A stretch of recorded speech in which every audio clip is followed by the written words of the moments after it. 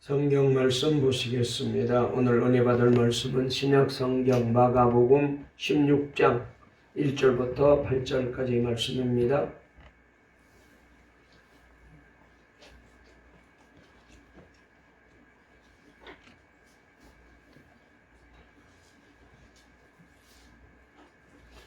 신약 성경 마가복음 16장 1절부터 8절까지 신약 성경 84페이지에 있는 말씀입니다. 마가복음 16장입니다. 다 찾으신 줄 알고 우리 함께 말씀을 같이 합독하시겠습니다. 시작.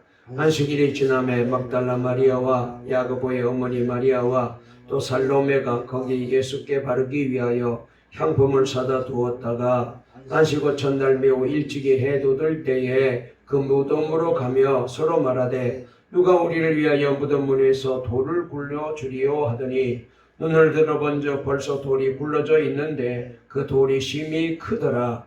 무덤에 들어가서 흰옷을 입은 한 청년이 우편에 앉은 것을 보고 놀라매 청년이 이르되 놀라지 말라. 너희가 십자가에 못 박히신 나사렛 예수를 찾는구나. 그가 살아나셨고 여기 계시지 아니하니라. 보라, 그를 두었던 곳이니라. 가서 그의 제자들과 베드로에게 이르기를 예수께서 너희보다 먼저 갈릴리로 가시나니 전에 너희에게 말씀하신 대로 너희가 거기서 배우리라 하라 하는지라.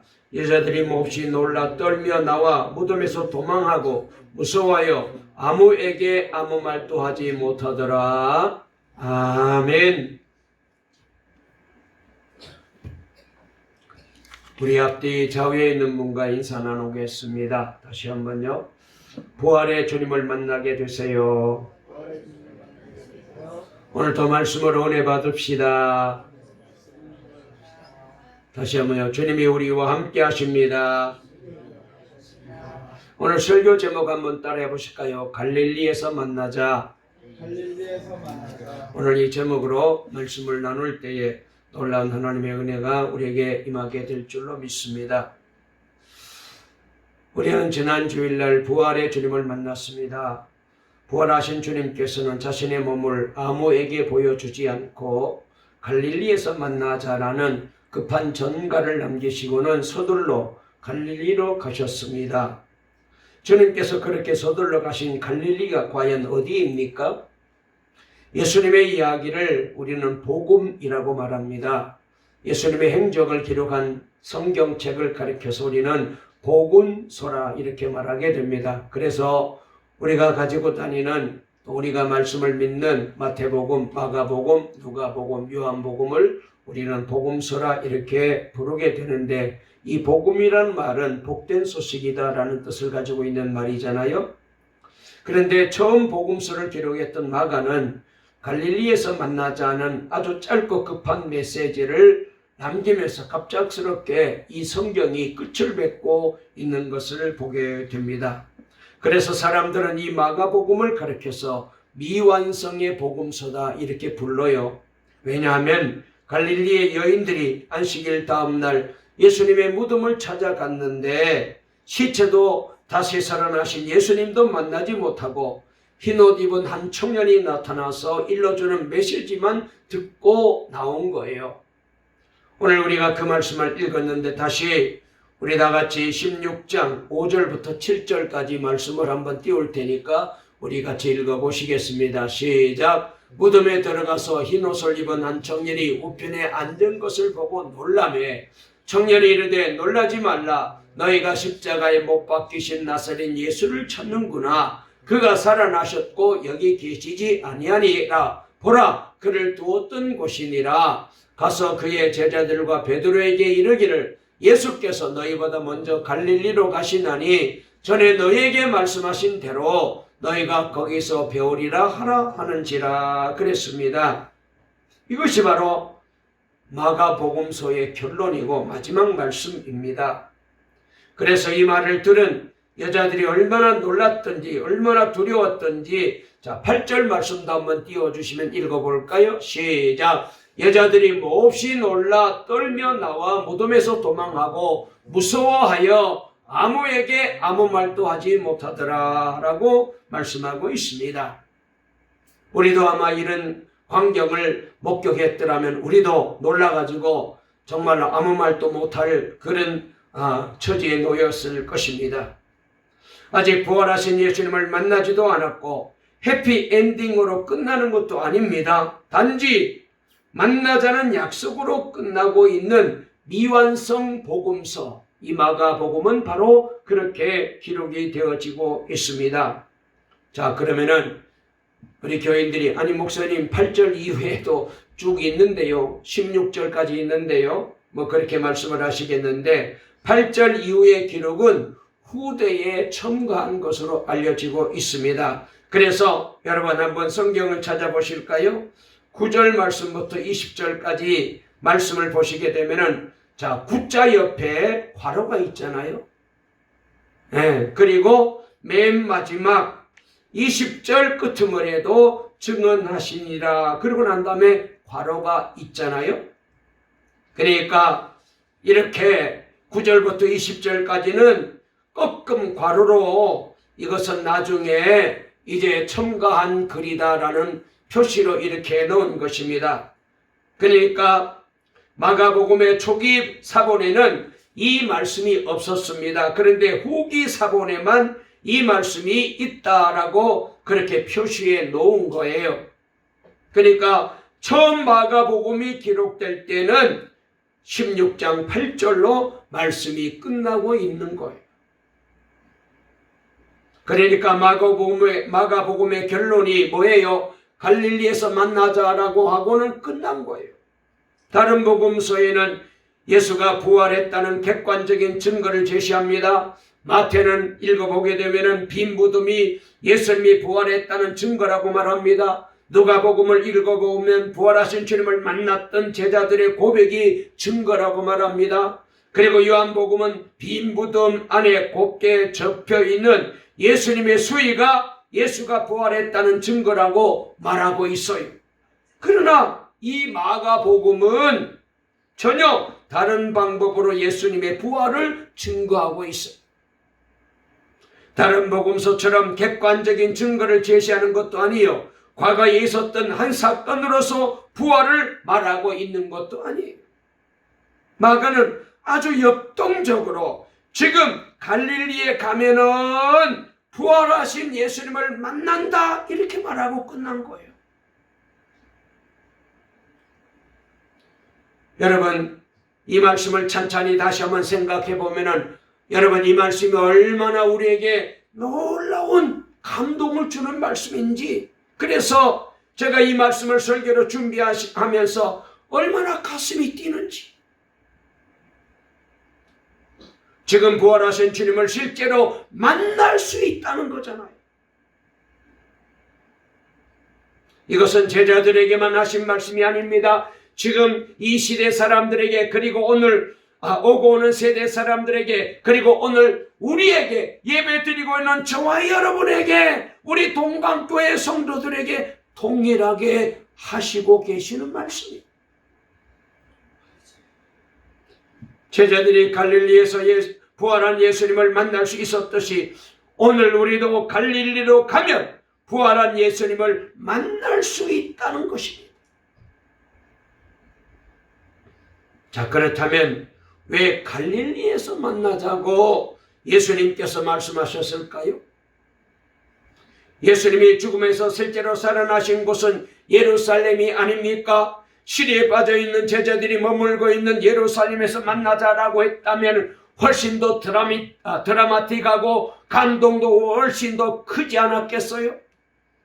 자신을 죽였던 사람들 앞에 짠! 하고 부활을 된 모습으로 나타났을 때에 너무나도 명백한 증거가 되지 않겠습니까? 그런데 예수님은 왜 멀리 떨어져 있는 이 갈릴리에서 가서 만나자라고 말씀하고 계실까요? 사실 예루살렘은요, 겉으로만 성전이 있는 도시이지 그 속을 들여다보게 되면은 하나님의 이름을 빌어 백성들의 고요를 빼먹는 곳입니다. 더군다나 정치 권력과 종교 권력이 야합하여 하나님도 팔아버리고 정리도 짓밟는 곳 아니었습니까? 우리가 지난주 그 전주일에 고난주간을 지나면서 저들이 어떻게 예수님을 불법 재판에 끌어다가 재판했고 저들이 어떻게 예수님의 십자가에 못 박아 죽였는지 잘 알고 있습니다. 종교 세력과 정치 세력이 의기투합하여 예수님을 죽인 것.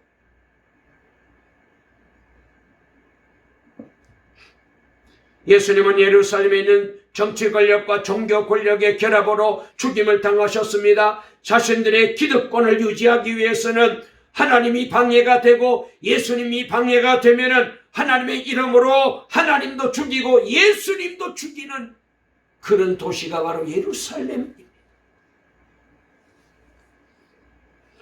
마가복음은 16장으로 되어 있는데 11장부터 16장까지 우리가 지난 이제 고난주간에 새벽기도 시간에 쭉 읽어왔는데요. 무려 이 6장을 예수님의 마지막 일주일에 초점을 맞춰서 마가가 기록하고 있어요. 그런데 이 마가복음을 기록한 저자 마가의 관심은 무엇보다도 십자가와 부활에 맞추고 있습니다.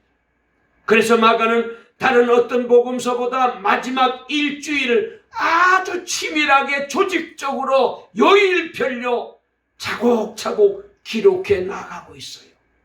그런데 놀라운 게 있어요. 마가는 예수님께서 십자가에 못 박혀 죽는 마지막 한순간까지, 한 주간까지 어느 한 날도 성전의 도시 예루살렘에서 주무시지 않았다고 우리에게 가르쳐주고 있어요. 말하자면 예수님께서는 아침에 예루살렘에 올라오셨다가 저녁에는 베다니나 벳바게로 다시 퇴근하셨습니다. 주무시고 다음날 아침에 다시 예루살렘에 올라오곤 하셨습니다. 마가는 예수님이 예루살렘에 단 하루도 머물고 싶어 하지 않았다는 것을 의도적으로 우리에게 이 말씀을 통하여 보여주고 있어요. 예수님은 부활하시고 난 후에도 단 하루도 이 예루살렘에 계시지 아니하고 곧장 일어나서 갈릴리로 달려가신 거예요.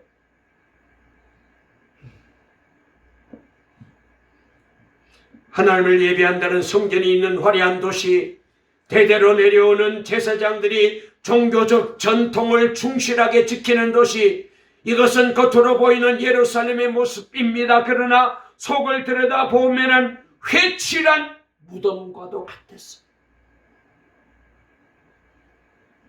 성전을 중심으로 정치, 종교 권력이 결탁하여 온갖 이권이 도사리고 있는 도시, 순전한 백성들의 눈을 멀게 만들고 민중들의 고혈을 빨아먹는 도시, 겉으로는 해방을 외치지만 뒤로는 로마 정부와 거래하며 자기들의 정치, 종교 권력을 보장받고 이권을 챙기는 도시. 하나님이 이 도시를 보고 계십니다. 하나님의 아들이 왔어도 자기들이 만들어 놓은 질서를 깨트린다고 해서 하나님의 아들을 죽이는 도시가 바로 예루살렘이에요.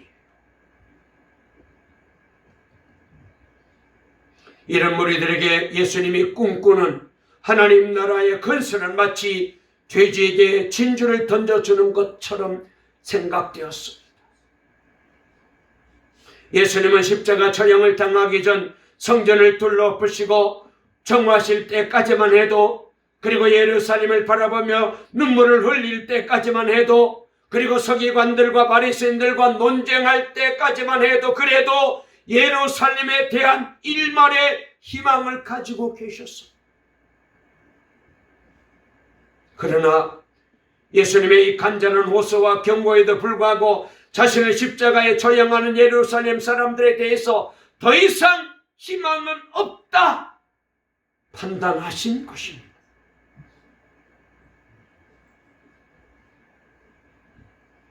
그래서 예루살렘 회칠한 무덤과 같은 사람들에 대해서 단 하루도 거기에 머물고 싶지 않으셨던 것입니다. 그래서 부활하시자마자 서둘러 갈릴리로 가시고 그러면서 제자들과 갈릴리에서 만나자라고 약속하신 거예요. 그러면 도대체 갈릴리는 어떤 곳이기에 예수님께서 그렇게 급하게 갈릴리로 가셨고 갈릴리에서 만나자라고 말씀하셨을까요? 종교의 도시 예루살렘을 포기하시고 꿈과 희망을 안고 달려가신 갈릴리는 도대체 어떤 곳일까요? 갈릴리는 예루살렘과는 달리 정치적으로도 경제적으로도 종교적으로도 말하자면 소외된 지역이었습니다. 그래서 예수님은 갈릴리로 눈을 돌리신 거예요.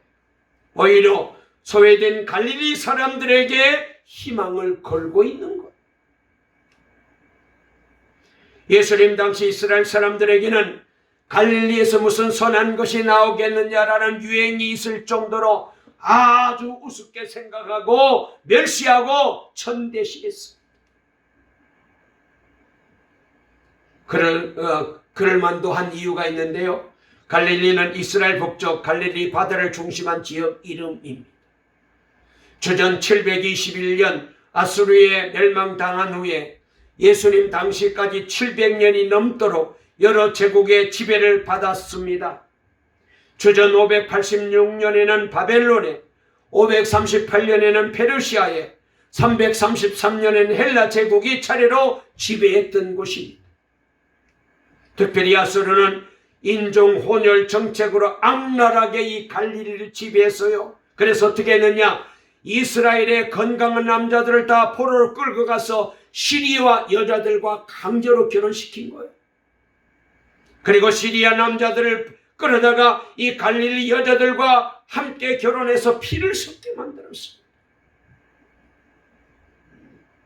이외에도 제국의 군합발이 지나갈 때마다 다양한 민족들이 이주해 와서 거주했던 곳입니다. 주전 63년에는 로마의 폼페이우스 장군이 갈릴리를 점령합니다. 이후 주 18년 갈릴리 디베라를 식민지로 수도로 정했습니다. 디베라는 도시 이름도, 이 디베라라는 이 도시 이름도 당시 황제가 누구였느냐? 티베리우스라는 사람이었어요. 그래서 폼페이우스 장군이 이 갈릴리를 점령하고 이 갈릴리는 우리의 황제 티베리우스 황제에게 바친다. 그래가지고 그때부터 이 갈릴리가 디베라라고 이름이 바뀌어진 거예요. 이처럼 갈릴리는 숱한 고난을 당했고 잡다한 민족들이 살았던 곳입니다. 구약의 예언자 이사야는 그래서 이 갈릴리를 가리켜서 이방인의 갈릴리라고 불렀습니다. 따라서 갈릴리는 행정지역을 나타내는 말이 아니라 잡다한 사람들이 모여 사는 혼혈 도시라는 그런 뜻이에요. 또한 식민지 수탈로 가난한 사람들의 눈물이 고인 곳이요 절망과 좌절로 버림받은 땅이었습니다. 갈릴리 프로노스가 만든 곡창지대는 농민들을 부자들의 소작농으로 만들었습니다. 질고와 눈물의 땅이었습니다. 소외당하고 무시당한 세상 가운데서 가장 불쌍하게 하루하루를 끼니를 때우며 살아가는 사람들이 모인 곳이었습니다. 오죽하면 예수님께서 여기서 유명한 그 오병이의 기적을 베풀지 않았습니까? 이 기적 얘기가 나올 만큼 먹을 거리가 없고 들녘에서 굶주려야 하는 그런 신세로 살았던 사람들이 살고 있는 땅이었어. 예수님은 어린 시절부터 자라난 곳도 바로 이 갈릴리입니다. 3년간의 예수님의 공생에도 대부분 갈릴리에서 사역하셨죠. 또한 갈릴리는 제자들이 처음 예수님을 만났던 장소입니다. 우리가 잘 아는 대로 예수님의 12제자 중에 11명이 다 갈릴리 출신입니다. 예수님께서 펼쳐 보이시는 하나님 나라를 목격했던 제자들의 영적인 고향이죠. 바로 이러한 갈릴리에서 예수님은 하나님의 나라를 선포하시고 그 나라를 비유로 가르치시며 병자들과 귀신 들린 사람들을 고쳐주시며 사역을 하셨어요. 여러분, 어떻게 보면요, 이 갈릴리는 하나님의 은총 없이는 단 하루도 살 수 없는 곳입니다. 갈릴리는 유명한 종교 지도자도 없었습니다. 정치적인 지도자도 없었습니다. 경제적으로 부유한 사람도 없었던 곳입니다. 세상 가운데 늘 절망하며 아무런 희망도 없이 살아야 했기에 그들의 마음속에 늘 다윗의 옷으로 오실 메시아에 대한 희망이 가득 찰 수밖에 없었죠. 그리고 하나님만을 의지할 수밖에 없는 간절함이 저들 가운데 있었던 거예요. 그런데 부활하신 예수님은 바로 이곳에서 제자들과 다시 만나자라고 말씀하십니다.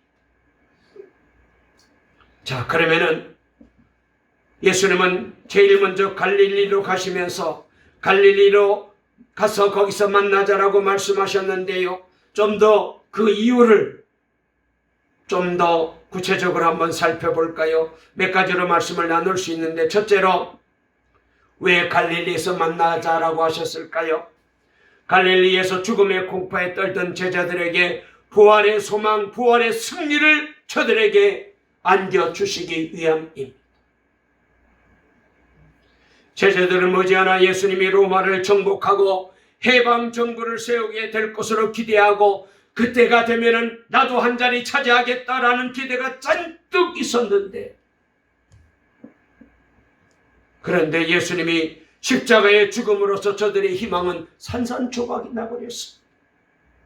3년이나 그토록 따라다녔던 고생은 다 헛수고에 불과한 거예요. 자, 웬만하면은 그래도 한번 우리가 좀 3일 만에 부활하겠다니까 예수님의 말씀을 좀 믿어보자라고 3일만이라도 예루살렘에 머물러서 기다려 볼만한데 그들은 다 뿔뿔이 흩어지고 말았어요.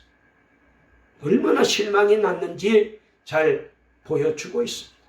그러니까 말하자면 예수님의 제자 공동체가 완전히 폐업해 당한 십자가 사건이었어요. 제자들이 고향을 찾았다면 모두 갈릴리 고향 사람이었기 때문에 이곳에 숨어 있었을 것입니다. 갈릴리 호수 주변은 자살한 가룟 유다 외 11명의 제자들의 한숨 짓는 소리로 아마 가득했습니다. 사방 도처에서 절망, 낙심, 한숨, 좌절의 소식이 넘쳐나고 있었습니다. 그 현장에 부활의 예수님이 제일 먼저 찾아오신 거예요. 여러분, 우리가 이 말씀을 보면서 인간의 절망의 그 순간은 예수님께서 내게 오시는 시간이고요. 여러분, 우리가 절망하는 그 자리는 예수님께서 찾아오시는 공간입니다. 인간의 절망은 하나님을 만나는 시간이고 기회이고, 그래서 예수님께서는 갈릴리 그곳에 제일 먼저 오신 거예요. 이는 오늘도 마찬가지입니다. 부활의 주님은 상처가 있는 곳에, 실패가 있는 곳에, 절망이 있는 곳에, 그곳에 승리의 소식을 선포해 주시고 알려주시기 위해서 오시는 거예요.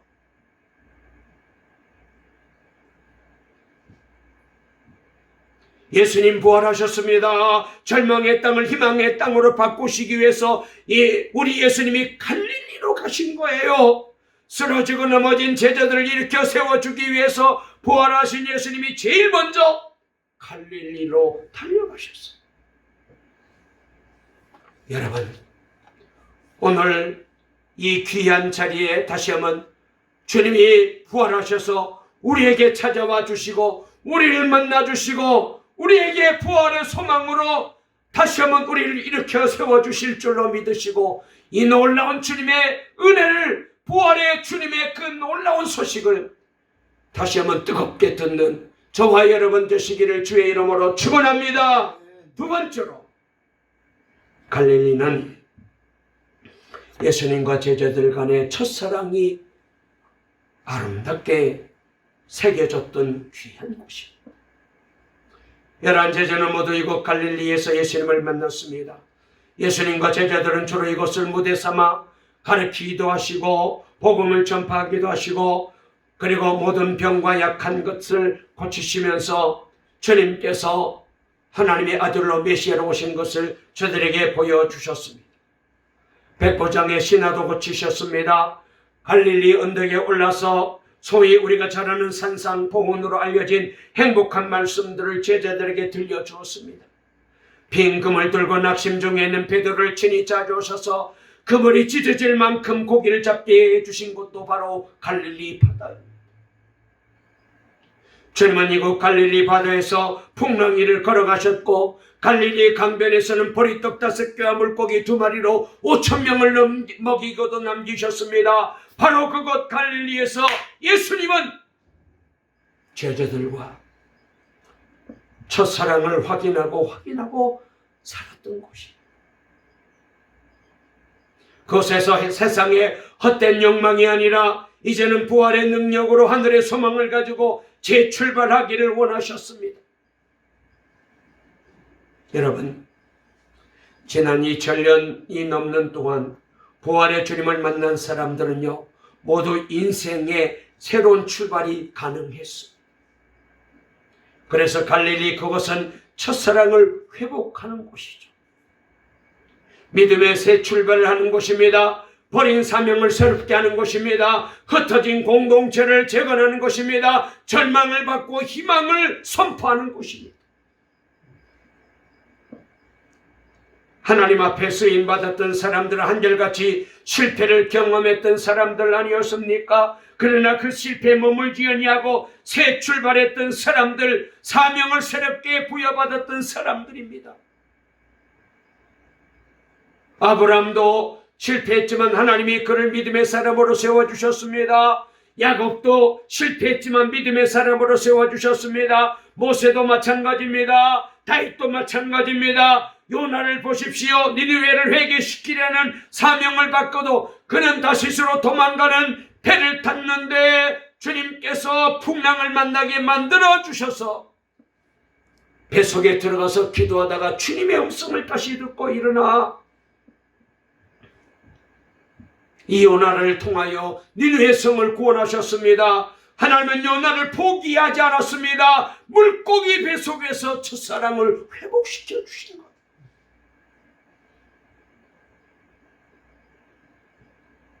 예수님의 제자들도 모두 갈릴리에서 사명을 받았으나 모두 도망갑니다. 그러나 다시 찾아오신 주님을 만나 그 사랑을 확인하고 다시 저들은 일어났습니다. 예수님의 수제자 베드로도 이곳 갈릴리에서 빈금을 들고 예수님을 다시 만나게 됩니다. 부인하고 도망갔다가 갈릴리에서 다시 빈금을 들고 예수님을 만나게 됩니다. 주님이 묻습니다. 시몬의 아들 요한아, 네가 나를 사랑하느냐?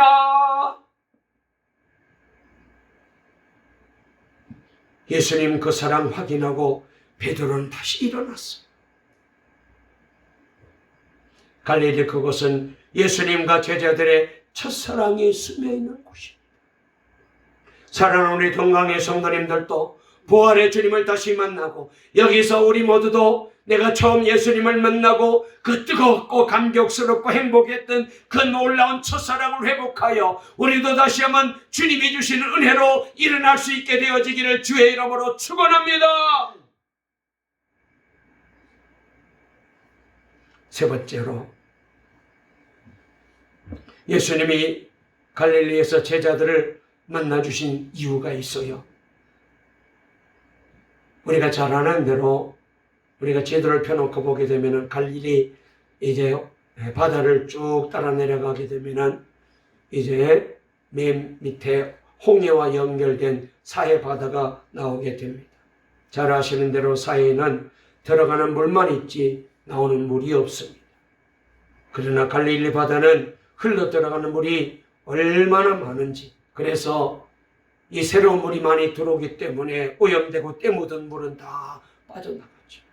그래서 거기는 고기도 많이 살고 이 갈릴리 주변에는 얼마나 풍요로운 곡창지대인지.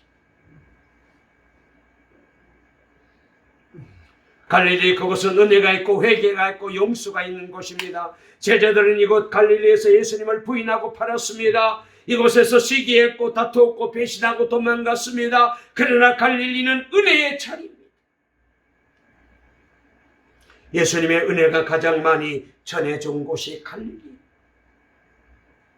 오병이의 기적으로 배고팠던 무리들을 먹여주셨던 곳이고 병자를 일으켜 세워주셨던 곳입니다. 예수님은 갈릴리를 건너가서 귀신을 쫓아내기도 하셨고, 갈릴리 주변에 있었던 가나 혼인잔치집에서 물이 변하여 포도주가 되는 기적도 베풀어 주셨습니다.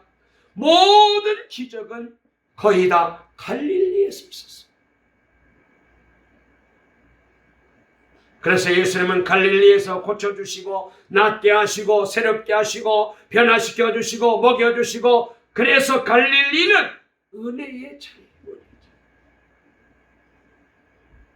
그러므로 예수님이 얘들아 갈릴리에서 만나자, 이 말은 회개하고 이제는 다시 부활의 신앙으로 새롭게 시작해보자, 그런 얘기. 잘못도 있을 수 있고 허물과 부족이 있어도 좋습니다. 그러나 이제는 이것으로 족합니다. 이제는 지난날의 모든 잘못된 삶은 다 청산해야 합니다. 끊어내야 합니다. 이 모습 이대로 주님을 만날 수 없습니다. 배신했던 그 자리에서 회개하고 은혜 받고 새롭게 출발하자, 그거예요. 여러분, 회개는요 참 아름답습니다. 그런데 회개는 용기 있는 사람만 할 수 있어요. 비겁한 자는 회개 못합니다. 언제나 변명하고 핑계대고 위장합니다. 그래서 이 사람은 언제나 죄인으로 살다가 끝나는 거예요. 그러나 회개하는 사람은 의인으로 인정받습니다. 그래서 성지를 가서 보게 되면은 이런 얘기를 듣습니다. 예루살렘에 가면은 예루살렘을 십자가에 못 박도록 그렇게 허락한 사람이 누굽니까? 빌라도 총독이잖아요. 전설에 의하면은 비가 내리는 날이면 이 빌라도 기념산이라는 곳이 있습니다. 그 산 근처에 가면은 빌라도의 손 씻는 소리가 들린다. 나는 아무 잘못 없다. 내 잘못 아니야. 나는 예수 안 죽였어. 지금도 빌라도의 변명 소리가 들린다는 거예요.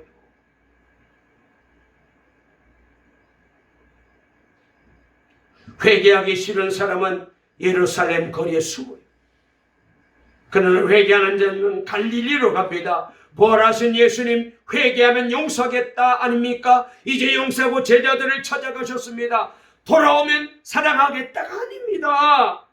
이미 사랑하시기에 먼저 갈릴리로 주님이 달려가신 거예요.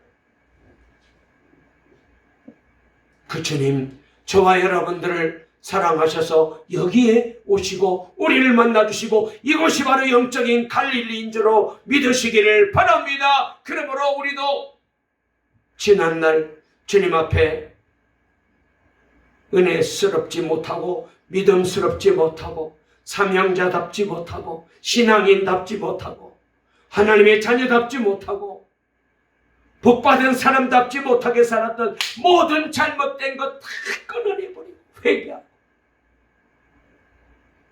부활의 주님을 새롭게 만나 회개하고 일어나서 우리도 믿음의 사람으로 주님 앞에 멋지게 여러분 쓰임받는 저와 여러분 되시기를 주의 이름으로 축원합니다. 한 말씀만 더 드릴게요. 마지막으로 왜 갈릴리에서 만나자고 했을까요? 갈릴리는 말하자면 사명의 자리입니다. 인간 구원의 본거지에서 만나자는 것이죠. 여러분, 현대인들은 너무 분주해서 복잡한 상황 때문에 갈릴리를 잃어버렸습니다. 하루하루 부딪히는 실망과 초조 때문에 갈릴리를 잃어버렸습니다. 속된 일들에 입사하여 사명의 갈릴리를 잃어버렸습니다. 하나님이 내게 주신 은혜가 얼마나 귀합니까? 목사의 직분, 이게 보통 직입니까? 장로님의 직분, 안수 집사님의 직분, 권사님의 직분, 집사님의 직분, 이게 보통 일이에요. 그런데 이 귀한 놀라운 주님의 은혜를 속된 일에 휩싸여 살다가 잃어버렸어요. 일에 파묻혀, 세상 일에 파묻혀 살다가 잃어버렸습니다. 세상의 눈이 어두워져서, 그래서 이 하나님의 은혜를 잃어버렸어요. 그래서 주님께서는 다시 제자들에게 사명의 자리로 나올 수 있도록 저들을 갈릴리에서 만나 주시고, 그래서 저들은 예수님을 만나고 변화되어서 성령 충만받고 오순절날 성령의 사람이 되어 담대하게 이제는 죽음도 두려워하지 않고 복음을 전하는 귀한 사람들이 되었어요. 말씀을 마치려고 합니다. 우리도 갈릴리로 가야 돼요. 우리가 웅크리고 있는 곳이 절망의 땅이라 할지라도 갈릴리에서 만난 주님은 절망의 땅을 희망의 땅으로 바꿔주실 겁니다. 사랑을 잃어버리고 싸늘한 심령으로 살아가는 분이 계십니까? 갈릴리로 가십시다. 사랑을 회복하고 기쁜 마음으로 감격하며 살아갈 수 있습니다. 회개하고 새로운 삶을 살아보십시다. 하나님은 우리에게 새로운 세계를 약속해 주셨거든요. 이 세상은 전부가 아닙니다. 이 세상에 살아가는 삶이 인생의 전부가 아니에요. 그것은 순간적이고 일시적인 것에 불과합니다. 갈릴리로 가십시다. 사명의 땅으로 가십시다. 비전의 땅으로 가십시다. 거기서 주님 만나고 새로운 삶의 목적을 가지고 우리 모두가 예수님 제자들처럼 변화돼요.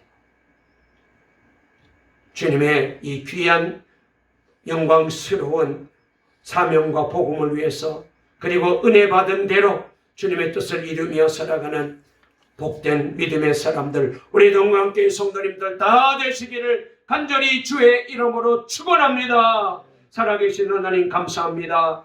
우리 주님 오늘 여기 갈릴리에서 우리를 만나주시기 위해서 오셨습니다. 주여, 이 자리가 바로 우리에게 영적인 갈릴리인 줄로 믿습니다. 살아계신 하나님, 갈릴리는 부활의 소식을 주님을 통하여 듣게 되는 자리인 줄로 믿습니다. 갈릴리는 주님과 첫사랑이 이루어졌던 자리입니다. 갈릴리는 우리를 새롭게 만들어주는 자리입니다. 갈릴리는 사명을 가지고 다시 일어나는 자리인 줄로 믿습니다. 이 믿음 가지고 동광의 성도님들 부활의 신앙으로 나아갈 수 있도록 도와주시옵소서. 예수님의 이름으로 기도 올리옵나이다.